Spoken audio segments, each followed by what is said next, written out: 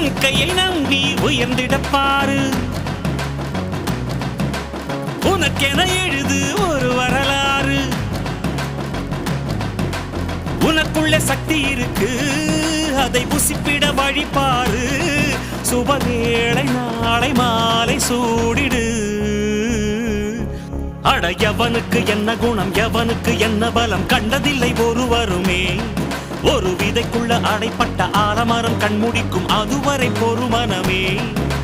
சிங்க நடை போட்டு சிகரத்தில் ஏறு சிகரத்தை அடைந்தால் வானத்தில் ஏறு எம்பேரு படையப்ப இடப்பட்ட நடையப்ப என்னோட உள்ளதெல்லாம் இளஞ்சிங்க படையப்ப